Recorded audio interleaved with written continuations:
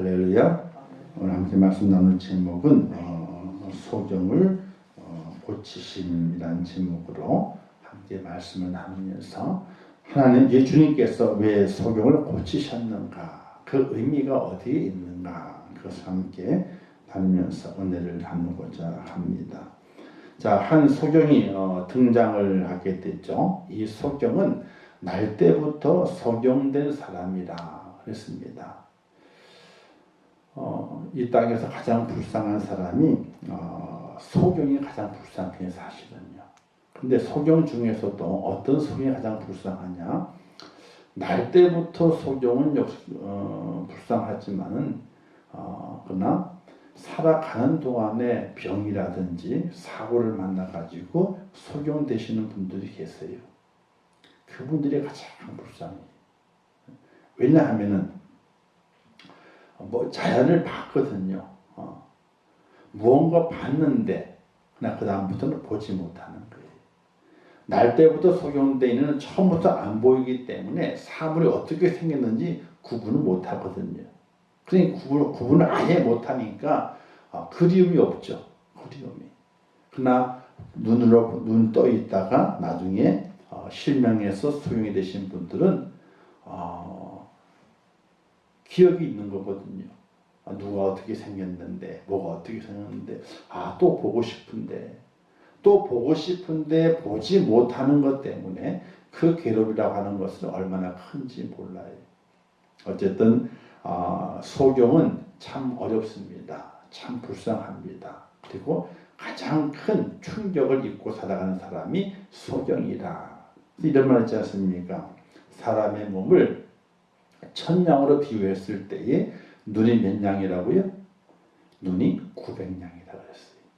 사람의 몸의 가치를 천냥으로 쳤을 때에 눈의 가치가 900냥이라는 거예요. 그만큼 눈이 중요하고 또 이 가치가 아주 높다고 하는 것이죠. 저도 눈의 시력이 올해 갑자기 한 2단계 정도 떨어졌다 그러더라고. 2단계 정도. 그래서 원래 눈이 안 좋지만은 안경 쓰지만은 이 눈이 이제 코로나 시기를 코로나 때를 지나가면서 치료받고 일할 그런 과정 넘어가면서 이제 머리도 많이 빠지지만은 눈의 시력이 갑자기 뚝 떨어졌어요. 그래서 별로 이렇게 이 안경을 새로 해야 되는데 새로 하게 되면 더 도수 높아지는 거잖아요. 그러면 또 안 좋을 것 같아가지고 그냥 많이 안 보이는 건 아니니까 그냥 살아보는 게 좋겠다 하고 살아가는데 눈이 잘 안 보인다 그러잖아요. 그러면 이게 얼마나 많이 실망이 되는지는 몰라요. 특히 이제 눈에 노화가 온다 그러지 않습니까? 그죠? 가까이가 잘 보이던 것이 자꾸 멀어져가요. 자꾸 멀어져가. 가까이 있는 것이 안 보여요. 가까이서 돋보기를 써야만 보이는 거야.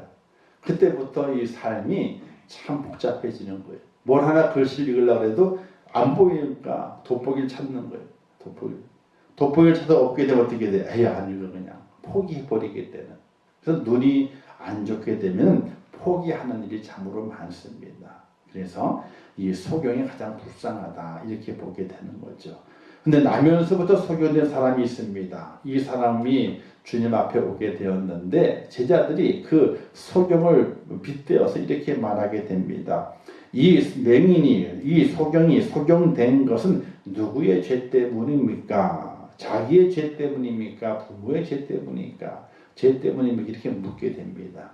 그 당시에 병이라고 하는 것이 중하게 될 때에 그 중한 병은 그냥 온 것이 아니라 뭔가 하나님의 심판 속에서 하나님의 진노로 말미암아 그에게 내려왔다라고 이렇게 생각을 했습니다. 출애굽기에서 보게 되면 하나님께 범죄하게 되면 그 저주가 후손의 3, 4대까지 이른다. 이런 말씀이 있는 것처럼 유대인들의 생각에 정말 중한 병 같은 경우는 이거 그냥 온 것이 아닐 거다. 분명히 하나님의 심판인데 죄를 말하면 심판인데 그 심판이 누구 때문일까?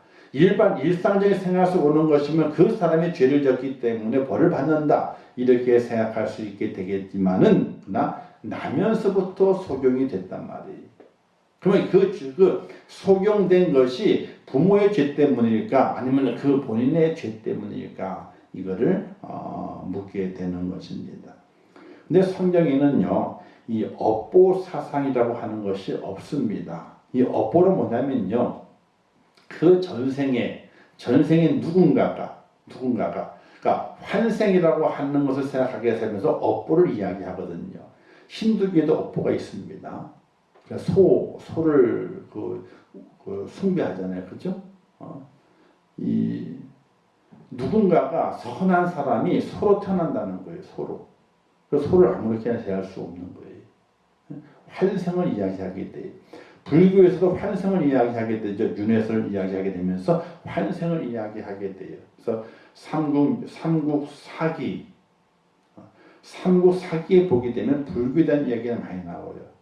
삼국유사는요 불교에 대한 이야기 적습니다. 삼국사기에 보게 되면은 불교에 대한 이야기 나오게 되는데 누가 태어났는데 손을 보게 되니까 김대성이라고 대성이라고 딱 써가 태어났다. 그래가지고 이렇게 또 환생에 대한 이야기들을 많이 하는 것을 볼 수가 있게 됩니다. 그래서 힌두교나 불교에는요 이 업보 사상이 있습니다. 근데 유대인 중에서도 이 업보 사상 환생을 통해 가지고 그 죄의 업이 물려온다라는 생각을 가지고 있는 사람들이 그 중에 많이 있었습니다.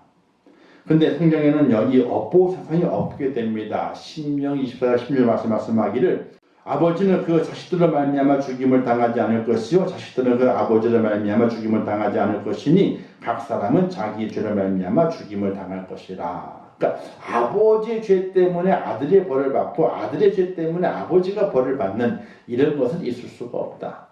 죄는 자기의 그 죄는 자기로 말미암아 받는 것이다. 이렇게 성경 말하게 되고 예레미야서 31장 말씀에서 그때 그들이 말하기를 다시는 아버지가 신포도주를 먹었으므로 아들이 이가 시다 하지 아니하겠고 그러니까 아버지가 신포도주를 먹었는데 아들이 아이고 쉬어 그러는 거예요.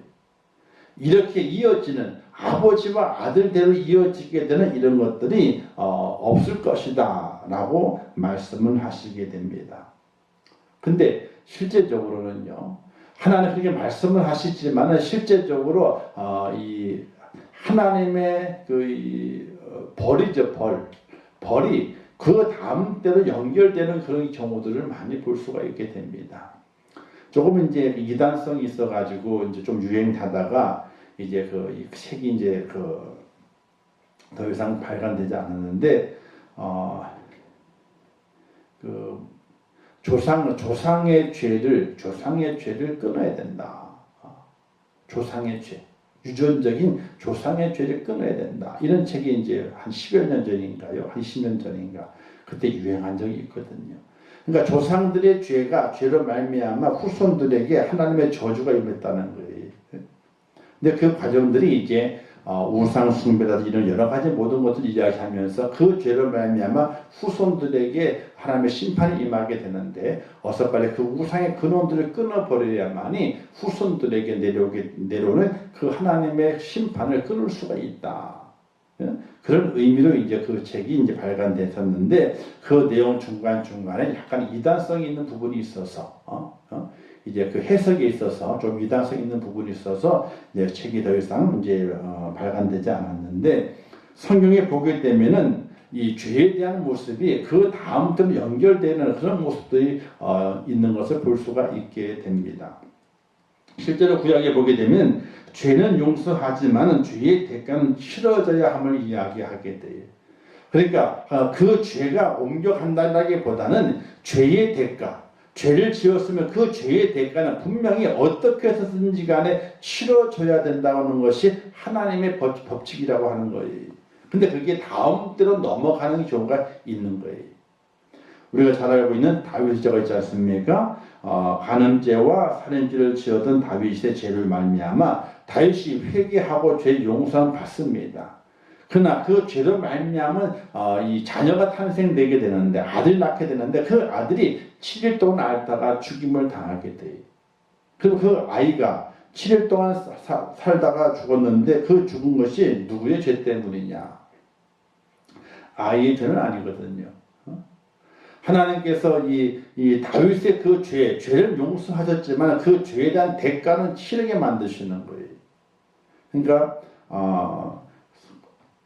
아버지의 죄가 자식에게로 진노가 내려온다 하지 않지만은 성경의 많은 곳곳에는 하나님께서 대가를 요구하시는 과정 가운데서 아들의 때에 가가지고 어려운 일을 만나고 힘든 일을 만나게 되는 그런 경우들이 종종 발생하게 되는 것이, 우리가 하나님은 우리 죄를 용서하십니다. 무한하게 용서하시게 됐죠. 그런데 그 죄는 용서하시지만은 죄의 대가는 꼭 치르게 만드신다는 거예요. 참 이게 아이러니하죠. 아니 죄를 용서하셨다면은 다 용서해 주시고 다 없는 것처럼 해 주셔야 되는 것인데 왜 그렇게 하지 아니하시고 죄를 용서하시지만은 그 죄에 대한 대가는 꼭 무엇으로든지 간에 치르게 만드신다는 사실이에요. 그래서 우리가 하나님 앞에 죄 짓는 일을 절대로 하면 안 되는 거예요. 용서함 받는다니까요. 이 용서함 받는 것은 하나님의 사람으로 구원 전선이 이상 없다는 그런 말씀을 하시는 겁니다. 너의 구원 전선이 이상 없다. 너가 죄를 회개하고 내가 널 용서했으니 구원 전선이 이상이 없다. 그러나 뭐가 있다? 대가는 치러야 돼. 이게 우리가 잘 깨달아야 되는 거예요. 구원 전선 이상이 없다니까 회개하게 되면요. 근데 회개하지만은 죄의 대가는 하나님께서 무엇으로든지 간에 치르게 만드신다는 거예요. 그게 없다면요. 다 죄를 지고 그냥 살죠. 나와서 하나님 잘못했어요 하면 끝나게. 근데 그게 아니거든요. 잘못했습니다라고 회개하게 되면은 그래 너의 모든 죄를 용서해 줄게 하면서 구원 전선에는 이상이 없게 만드시게 돼요. 그러나 그걸로 끝나는 것이 아니라 그러나 지은 죄에 대해서는 대가를 치러야 돼.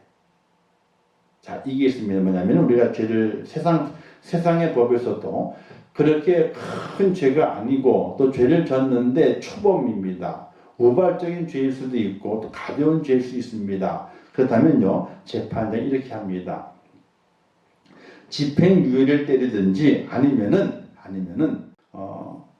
그 죄를 적지만은 그 죄를 징역을 살지 않게 만들고 벌금을 때려요. 벌금을. 그래서 벌금 5천만 원. 우리가 이제 그 형벌 보게 되면은 예를 들어 산불을 냈다. 산불을 내게 되면 산불 내는 사람에게는 산불을 낸 사람에게는 5년 이하의 징역 또는 3천만 원 이하의 벌금 이렇게 써 있는 게 있어요.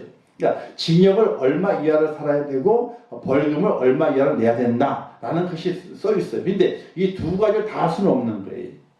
징역도 살고 벌금 내라 이렇게 하지는 않아요. 이렇게 하지는. 근데 경제사범 같은 경우는 좀 다르죠. 이제 돈이 크니까. 그래서 얼마 이하의 징역을 살든지 아니면 얼마 이하의 벌금을 내든지 둘 중에 하나를 선택할 수 있게끔 재판장이 재판을 하는 것을 볼 수가 있게 됩니다.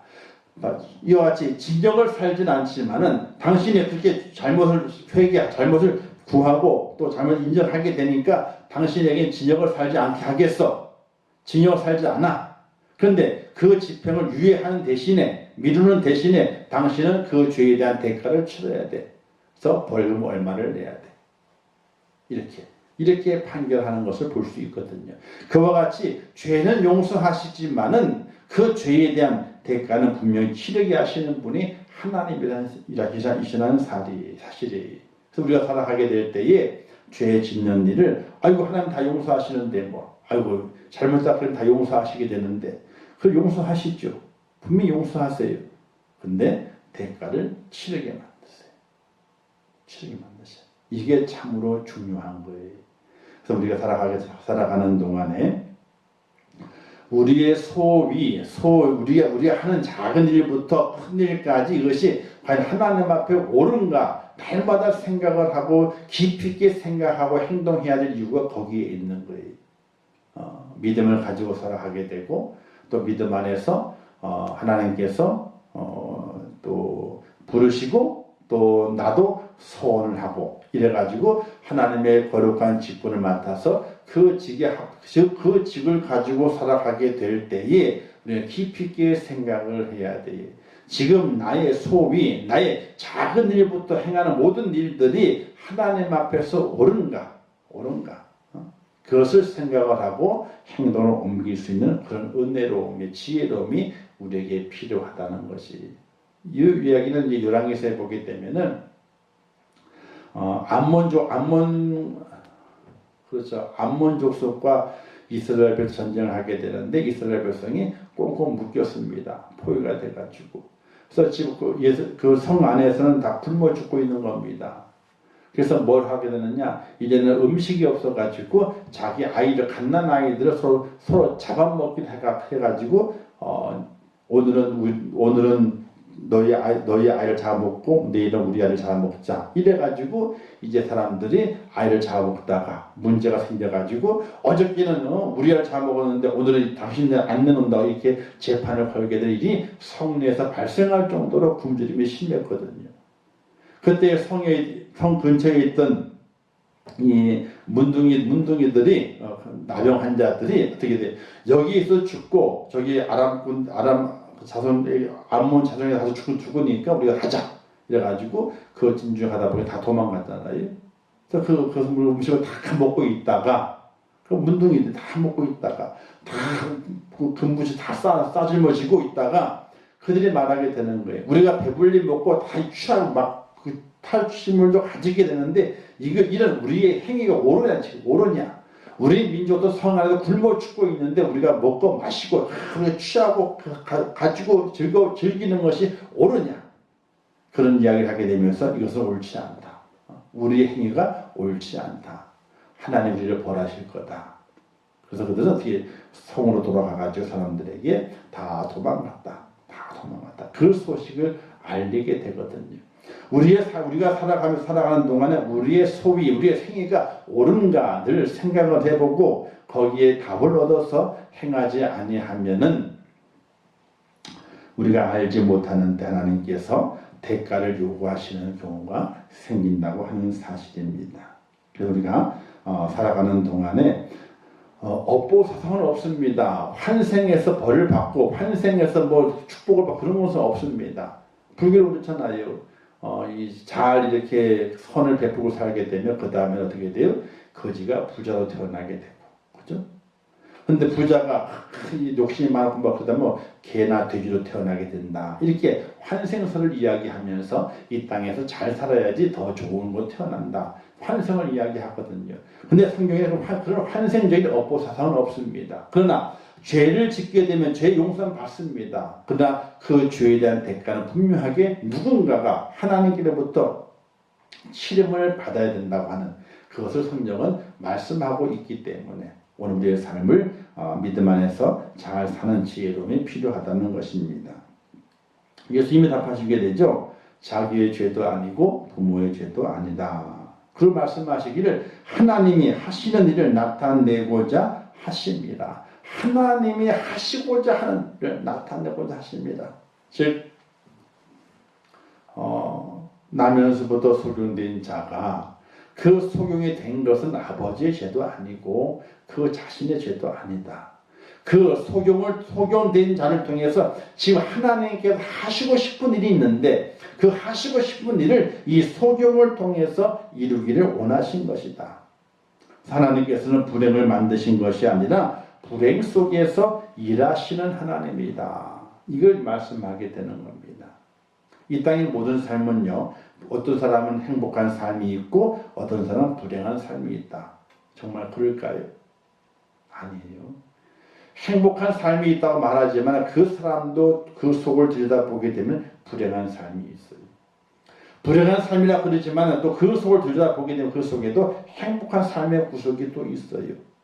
누구는 다 행복하고 누구는 다 불행하고 전혀 그렇지 않다는 거예요.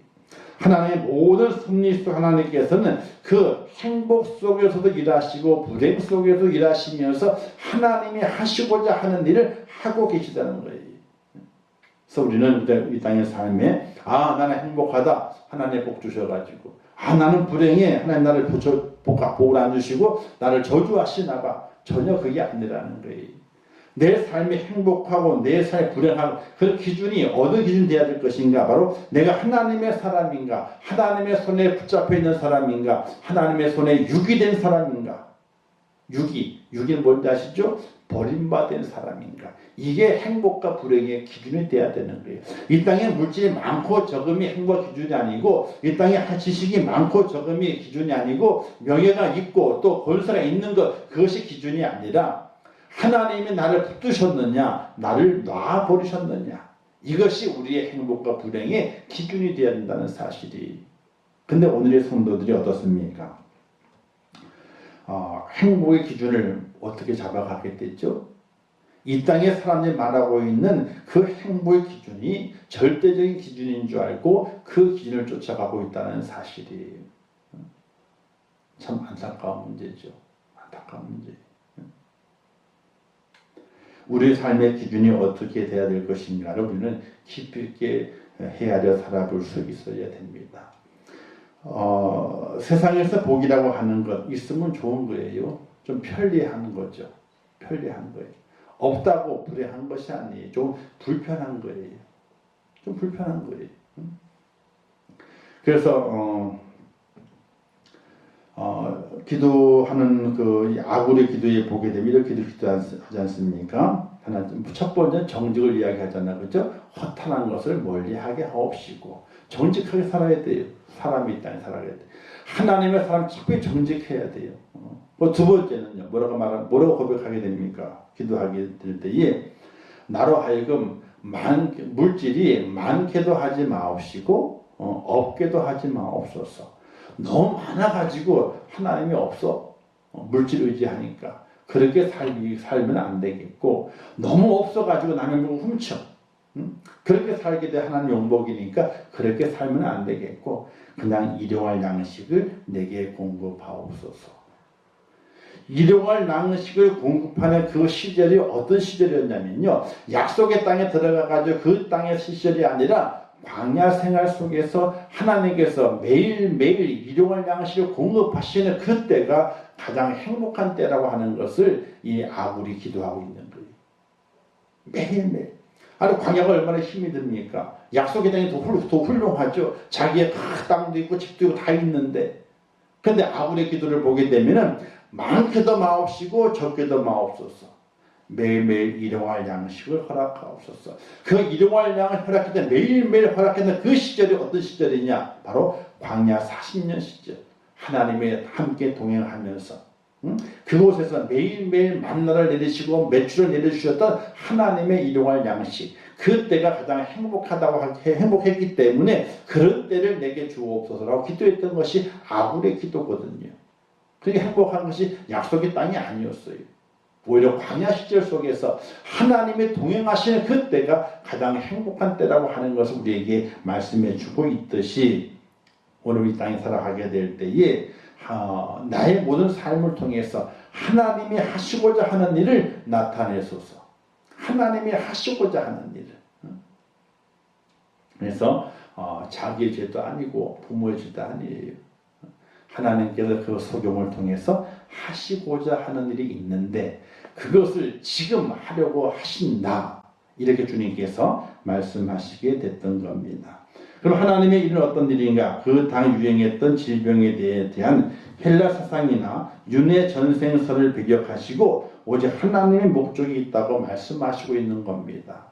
윤회, 환생설, 그건 아니다. 절대로 그것이 아니다. 이 사람을 통해서 하나님께서 이루시고자 하는 목적이 있다는 거예요. 오늘 우리가 살아가게 될 때에 우리가 목적이 있는 그런 삶을 살아갈 수 있어야 돼요. 세상의 분주함으로 막 하다가 하루 참 다 지나갔네. 이렇게 살아가는 것이 아니라 하루하루 우리의 삶에 분명한 목적을 가지고 살아갈 수 있어야 되는 거예요. 근데 우리 성도들이 아주 세상의 분주함 때문에 왔다리 하다가 아이고 피곤하다 자야지. 그러고 자는 거예요. 하나님이 나와 함께 하시는 그 삶 속에서 내게 허락하신 삶의 목적이 무엇인지 그걸 깨닫지 못하고 그리고 그냥 세상의 분잠에 쫓겨서 이리저리 가다가 방황하다가 하루를 마감하고 또 하루를 시작하고 이런 삶은 우리에게 절대로 필요치 않은 삶의 모습이라는 겁니다. 삶의 목적을 가져라. 하나님께 내게 나를 통해서 무엇을 이루시고자 하는지 그 목적을 발견하라. 이것이 오늘 그리스도인들에게 있어서 가장 지혜로운 모습이라고 하는 사실입니다. 그러면 하나님의 목적은 무엇일까요? 인생의 고통인 질병의 문제를 해결하시는 분이 예수님이시고 그 예수님이 곧 온 인류가 기다렸던 메시아라 하는 사실을 이 소경을 통해서 나타내시기를 원하시는 목적을 갖고 계신 거예요. 메시아가 누구냐? 바로 예수 그리스도. 지금 너희 앞에 있는 이 예수, 랍비라는 그 예수가 바로 구약에 예언된 메시아인 것을 알리시고자 하는 목적이 하나님께 있는 거예요. 그리고 두 번째는 예수님이 하나님의 아들이심을 드러내게 하시는 거예요. 그냥 예수가 요셉과 마리아의 아들이 아니라 목수의 아들이 아니라 바로 하나님의 아들이다 하는 것을 드러내시기 위한 목적 때문에 이 소경이 지금 예수 앞에 나오게 되었고 그 소경이 제자들 통해 가지고 아비의 죄냐 또 자신의 죄냐 이런 물음이 나오게끔 하나님께서 그렇게 목적을 가지고 하셨다는 이야기입니다. 우리가 무엇을 이 땅에 살아가게 될 때에도요 목적이 바르지 못하면 바르게 목적이 세워져 있지 않으면요 뭐와 같냐면요 관역이 없는 화살과도 같아요. 화살을 쐈는데 관역이 없어. 그럼 그 화살은 공중을 헤매다가 아무 곳에나 떨어지고 말아요. 그런 의미 없는 인생이 어디 있습니까? 하나님은 그것을 원치 않으신다는 겁니다. 나를 통해서 어떤 목적을 가지고 하나님께서 나로 하여금 오늘을 살게 하시고 오늘의 사건을 만나게 하시고 또 오늘의 말씀을 내게 듣게 하시는가 이걸 우리가 깊이 있게 생각해 가야 됩니다. 자 이제 주님이 뭐라 말씀하시면 때가 아직 낮이매라는 말씀을 하시게 됐죠. 이 낮이라고 하는 의미는요 주님이 십자가 돌아가시기 전까지 육신으로 이 땅에 있기까지의 그 시간을 낮이라고 이야기하게 되는데 그 시간까지를 지금 약 얼마가 남았냐면요. 약 시점을 보게 되면 6개월 정도 남은 시점입니다. 3개월의 공생애 동안에서 2년 6개월을 지나가게 되고 6개월 정도 남은 시점을 이야기하게 됩니다. 주님이 십자가 달리시기 전까지 육신을 입고서 이 땅에 남아있는 그 시간을 낮이라고 이야기하게 됩니다. 그것은 바로 육신으로 하나님의 목적을 이루는 그 때가 정해져 있다는 겁니다. 오늘 우리에게도 살아가는 동안에 감당해야 될 사명을 생각하며 살아가야 되는데 왜냐하면 우리의 육신의 시간의 때가 있는 거예요. 계속 우리가 낮일 수는 없는 겁니다. 언젠가 우리에게도 밤이 옵니다. 육신의 개인적인 종말이 오기 때문에 눈을 감는 그때가 오기 때문에 그때는 밤이 되는 거예요. 아직 때가 낮이기 때문에 내가 지금 예수님께서 내가 하나님의 그 목적을 이루기 위해서 내가 지금 일을 행한다 이렇게 말씀하시게 되는 거예요. 오늘 우리도 살아있는 동안에 오늘 내게 허락하신 그 목적 하나님의 그 목적을 이루기 위해서 살아가는 하나님의 사람이 되어야 함을 기억하시고 내게 허락하신 목적이 무엇인가 하나님은 나를 통해서 무엇을 이루시고자 하시는가 그걸 우리가 깊이 있게 알아갈 수 있어야 됩니다. 그래서 밤이 온다는 거죠. 낮만 있는 것이 아니라 밤이 옵니다. 육신을 가지고 일할 수 없는 그 때가 주님께도 온다는 겁니다. 이제 주님은 계속 일을 하시죠. 그러나 육신을 가지고 일할 수 없는 그 때가 온다는 겁니다. 사람은 누구에나 때가 있는 겁니다. 그 때는 살아있는 때를 말하게 되고 그 다음에 죽은 때를 말하게 되죠. 살아있을 때는 살아있을 때 해야 할 목적이 있고 죽은 다음에 죽었을 때의 목적이 있습니다. 죽었을 때에 우리 낮이 지나고 우리가 밤이 되었을 때에 그 밤을 맞이한 나를 통해서 하나님의 목적이 이루어져야 됩니다. 자, 예수님께서 낮의 일을 다 끝내셨습니다. 십자가 달리셨잖아요. 그죠? 그런데 돌아가시는 거예요. 딱 돌아가시는 그 순간에 하나님께서 그 속에서도 일을 하셨어요. 목적을 가지고. 어떤 목적을 가지고? 예수, 지금 십자가에 달린 예수가 누구냐는 거예요. 누구냐? 3년 동안 공생을 살아가시면서 다 하셨던 거, 병 고치시고 가르치시고 또 죽은 자를 살리시고 여러 많은 사역 감당하시면서 내가 누구라? 나는 하나님께서 말씀하신 그 목적을 이루시기 위해서 3년의 공생을 사셨거든요. 그리고 죽음의 순간, 밤을 맞이했을 때에도 그때에도 하나님의 목적이 그 밤 속에서 일어나게 만드셨어요. 그가 숨을 다 거두시게 될 때에 그를 십자가 못 박았던 로마 백부장이 뭐라고 말합니까? 이는 참으로 하나님의 아들이었다. 3년의 공생애 동안에 하나님께 예수님을 통해서 말씀하시고 싶어 하시는 것, 드러내고 싶어 하시는 건 뭐였냐면 이는 예수는 바로 하나님의 아들 되고 너희 온 인류의 메시아 된다는 그 사실을 알리는 것이 목적이었거든요. 근데 밤이 오는 그 순간에도 하나님은 그 목적이 변치 않았어요. 육신이 죽는 육신의 밤을 맞이했을 때에 그곳에서 하나님께서는 예수님은 하나님의 아들이다 하는 그 고백이 다시 울려 퍼질 수 있도록 하나님께서 목적을 이루셨다는 사실이에요. 오늘 우리가 살아가는 목적이 무엇인가? 우리가 많은 사람들이 이렇게 묻죠. 당신 교회 다니세요? 물어요. 예, 교회 다닙니다. 나는 교회에서 아무개 직분을 갖고 있습니다. 라고 말합니다. 그럼 또 이렇게 물어요. 그러면 당신의 인생의 목적이 무엇입니까? 라고 물어요. 인생의 목적이 무엇입니까? 믿음을 가졌는데 믿음을 가진 이로서 인생의 목적이 무엇입니까? 라고 묻는다면 우리는 뭐라고 답할 수 있겠습니까? 그건 단 한 가지 답이에요. 나를 통해서 하나님은 살아계시고 또 예수 그리스도는 나의 구세주가 되시고 온 인류의 메시아가 되십니다 하는 그 사실이 나를 통해서 증거되는 것이 하나님의 목적이거든요. 내가 숨을 거둔다 할지라도 그 숨을 거두는 그 순간 나를 통해서 하나님은 살아계시고 하나님은 예수 그리스도는 나의 메시아가 되십니다. 온 인류의 메시아가 되십니다 하는 걸 증거되는 것이 오늘 우리의 목적이 되어야 되는 것이거든요. 살든지 죽든지 오늘 우리의 목적이 무엇이냐는 거예요. 그 목적을 잃어버리게 되면요 우리는 아무것도 아닌 존재가 된다는 사실입니다. 그래서 우리 믿음의 조상들은 그 목적을 이루기 위해서 자신의 몸을 찢었어요. 온갖 고초를 다 당했습니다. 다 감내했어요. 또 자신이 죽습니다. 그 죽는 자리에서도 그 죽음을 과감없이 그냥 받아들이게 돼요.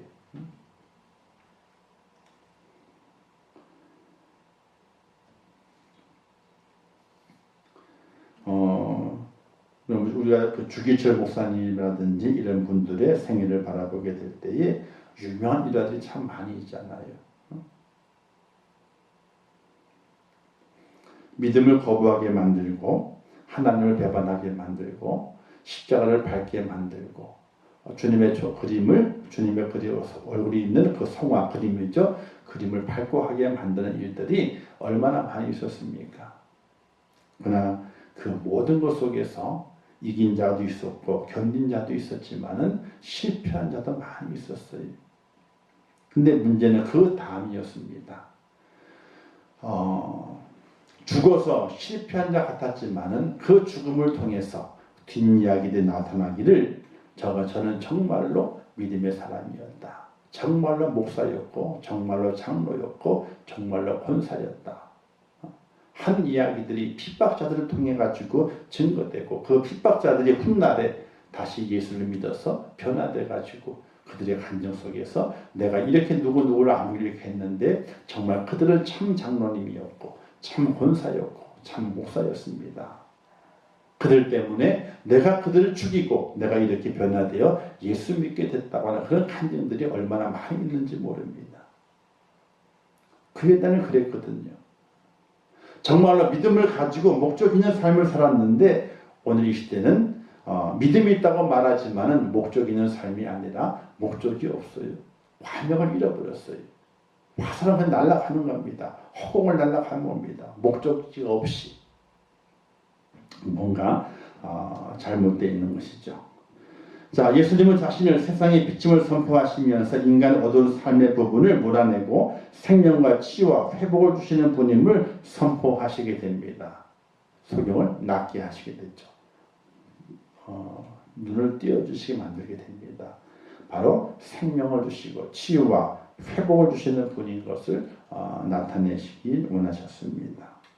자, 실로암 못에 가서 씻으라 말씀하게 되죠. 땅에 침을 뱉어서 진흙을 이겨 눈에 바르고 실로암에 가서 씻으라. 실로암은 구원의 우물물이라고 하게 되죠. 히브리어로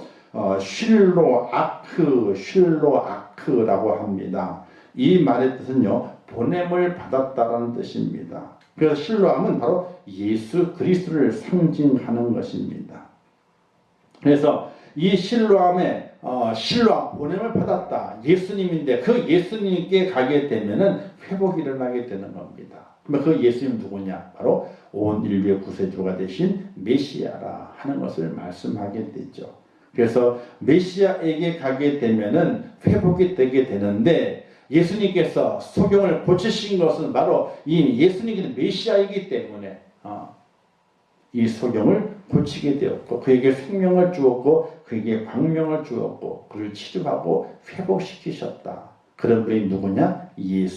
예수는 누구냐? 바로 보내심을 받은 자. 그런 보내심을 받은 자가 누구인가? 구약에 약속된 보내겠다고 약속하신 하나님께서 보내겠다고 약속하신 메시아. 그분이 바로 예수 그리스도. 그래서 소경이 왜 주님 앞에 등장하게 되었고 소경이 왜 지자들에게 이 소경이 그 죄 때문일 것인데 이 죄가 누구의 죄 때문이냐 이런 질문이 나타나게 된 이유가 어디에 있느냐 바로 예수 그리스도가 메시아임을 증거하기 위해서 이 소경이 등장하게 되었고 이 소경을 통해서 물음이 던져지게 되었고 그 물음의 답하심을 통하여 예수님께서 메시아임을 증거하게 하셨다는 사실입니다.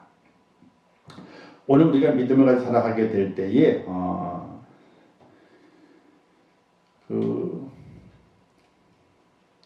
예수 누구인가에 대한 것을 우리가 잘 증거할 수 있어야 됩니다.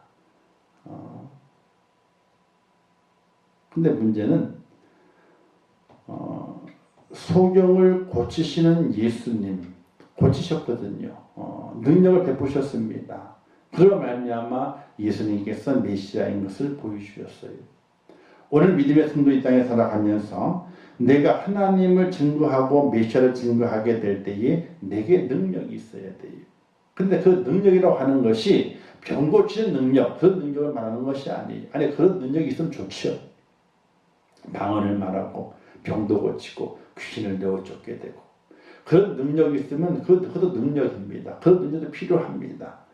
근데 그런 능력도 필요하지만 또 하나의 능력이 다른 능력이 뭐가 있냐면 믿음의 능력이에요. 믿음으로 살아가고 있는 내 모습이 능력이 돼야 되는 거예요. 그 믿음으로 살아가는 그 모습 능력이 돼서 내 말이 내가 말하는 것이 바로 예수 그리스도를 증거하게 될 때에 그 메시아임이 드러나게 되고 증명이 될 수 있을 정도로 내 믿음의 행동이 필요하다는 것이 내 믿음의 행동은 없이 예수를 전하게 될 때에 전혀 능력이 없기 때문에 먹히질 않게 되죠. 그래서 뭐라 그래요? 너나 잘 믿으세요. 이렇게 하는 세상 사람들이 참으로 많아요. 우리 그리스도인들의 믿음이 행함을 동반하지 못한 거로 너나 잘 믿으세요. 이런 말들이 나타나는 것이 이 세상의 모습들입니다. 믿음의 능력이 없는 거죠. 아니 믿음의 능력이 아니라 믿음은 있는데 행함의 그 능력이 우리에게 없는 거예요. 믿음은 있지만 행함의 능력이 없어요. 그래 어떻게 돼요? 능력을 발휘할 수가 없게 되죠. 가짜라 그러죠. 그래서 돈도 왜 가짜예요? 돈이 돈이 양면이잖아요. 그죠? 양면에 돈이 다 붙어 있어야만이 돈이 능력이 있는 거예요. 한쪽만 그림이 있고 한쪽은 그림이 없어 백지야. 그럼 가짜 돈이거든요. 가짜 돈이 뭐라 그래? 그 가짜 위조 지폐이기 때문에 능력을 못 발휘하게 되는 거. 도리어 책망을 당하게 되고 어떻게 혼남을 당하는 것이죠. 오늘 우리가 살아가게 될 때에 그걸 잘 기억하고 살아가야 됩니다. 자, 그 다음에 소경이 나왔죠. 소경이 믿음을 시험하시기 위한 것이라고도 볼 수 있습니다. 왜? 예수님께서 바로 고칠 수 있는데 바로 고치지 않습니다. 땅에 침을 뱉어가 진흙을 이겨가 눈에 발라요. 눈에 바른 다음에 실로암 모세가 씻으라고 말씀하시게 됩니다. 그냥 바로 고치실 수 있는 분이심에도 불구하고 그렇게 하지 않습니다. 그것은 그 소경이 믿음이 있는가 없는가를 시험하시기 위한 것이었습니다. 소경은 바로 뛰어가서 신랑 못에 가서 눈을 씻게 되니까 보게 되었더라 라고 했습니다. 그 주님은 그 자리에 떠나가 버리지 않았어요. 소경이 돌아왔을 때 주님은 안 계셨습니다. 근데 그가 눈 뜨고 돌아다니거든요. 원래부터 소경이 있던 걸 아는 사람들이 너의 눈을 누가 띄워주게 되었느냐. 그때가 안식일이었어요. 바리새인들은 안식일날 일하지 않는 것인데 주님이 일한 것으로 해가지고 찾아 나서게 된 겁니다. 그 자리를 소요를 만들지 않기 위해 주님은 떠나가셨지만은 나중에 그 소경을 만나게 됐죠. 자, 어쨌든 우리 주님 하나님께서 이 소경을 만드신 낫게 하시고 고치신 이유가 어디에 있느냐? 예수 그리스도 누구인가를 보여주시기 위한 것입니다. 오늘 우리의 삶의 모습이 하나님 인도하심 가운데 있게 되는데 왜 나를 인도하시는가를 아셔야 됩니다. 그건 바로 나로 인해서 주님이 메시아인 것을 증거하기 위한, 드러내기 위한 하나님의 섭리라는 것을 깨닫는 저와 여러분 되시기를 바라겠습니다. 자, 주시는 교훈을 보게 되면요. 보이게 하시는 분은 예수님 그런 메시아이시다. 자, 눈을 뜨게 하시는 분 누구냐? 예수님인데 그 예수님 누구냐? 메시아라는 겁니다. 하나님께서 보내신 분. 오늘 우리가 살아가게 될 때 예수님은 단순히 그 예수님이 아닙니다. 그냥 랍비 정도가 아닙니다. 우리의 구원의 메시아임을 기억하고 나를 통해서 오늘도 하나님께서는 그분이 메시아임을 증거하기를 원하시는데 꼭 그런 증거자가 되시기를 바랍니다. 또 보이는 것을 믿지 못하는 보이지 않는 것은 더더욱 믿지 못한다. 자, 보이는 것을 믿지 못하면요. 보이지 않는 건 더더욱 믿지 못하게 되어 있습니다. 보이지 않는 것을 믿을 수 있는 것은 자기 죄 있는 자가 죄를 용서받는다. 보이지 않는 것을 믿게 될 때에 죄를 용서받게 되는 것입니다.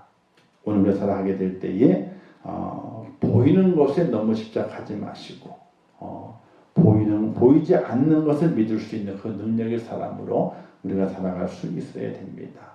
그럴 때 우리가 믿음 안에서 주님이 나의 메시아인 것을 고백하고 드러내고 하나님께 쓰임받는 자의 모습으로 살아갈 수 있다는 것을 기억하시면서 오늘의 소경이 날 때부터 소경되었지만 그 인생의 불행처럼 보이지만 하나님께서 그를 사용하셔서 예수님께서 메시아임을 드러내실 도구로 사용하셨다는 겁니다. 그 인생은 불행한 것이 아닙니다. 하나님의 거룩한 도구가 되었고 후에 그를 하나님이 회복시키시고 그를 믿음의 사람을 세우시면서 성경에 기록한 메시아임을 증거하는 증거자의 모습으로 성경에 기록한 소경이 된 것을 바라보게 될 때에 오늘 나도 하나님의 거룩한 도구가 돼서 예수님께서 나의 메시아가 되시고 온 인류의 구원자가 되시다는 그 사실이 나로 인해서 드러낼 수 있는 그런 거룩한 도구로 내가 쓰임받는 자리에 서 있다는 것을 기억하시면서 정말로 거룩한 도구로 쓰임마다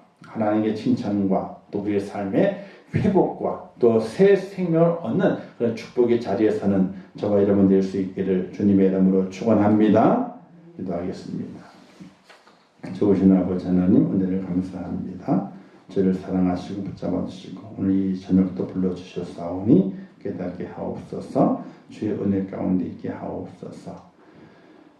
나로 인하여 예수님이 메시아임을 증거될 수 있는 거룩한 도구로 쓰임받게 도와주시고 이 소경이 그의 누구의 죄도 아니라 하나님이 일하시고자 소경을 사용하신 것을 말씀하게 됩니다. 그는 거룩한 도구였고 후에 그가 회복이 되어서 주님을 메시아로 고백하고 증거하는 증거자의 삶의 모습으로 다시 변화된 것을 저희가 깨닫게 됩니다. 오늘 저를 붙잡아 주시어서 하나님의 거룩한 도구, 주님이 메시아임을 증거하는 그런 증거자가 되는 제가 될 수 있도록 은혜를 베풀어 주시옵소서. 예수님의 이름으로 기도하옵나이다. 아멘. 기도하겠습니다. 하늘에 계신 우리 아버지여, 이름이 거룩히 여김을 받으시오며 나라에 임하옵시오며 뜻이 하늘에서 이룬 것 같이 땅에서도 이루어지이다. 오늘날 우리에게 일용할 양식을 주옵시고 우리가 우리에게 죄 지은 자를 사하여 준 것 같이 우리 죄를 사하여 주옵시고 우리를 시험에 들게 하지 마옵시고 다만 악에서 구하옵소서. 대개 나라와 권세와 영광이 아버지께 영원히 싸움나이다. 아멘.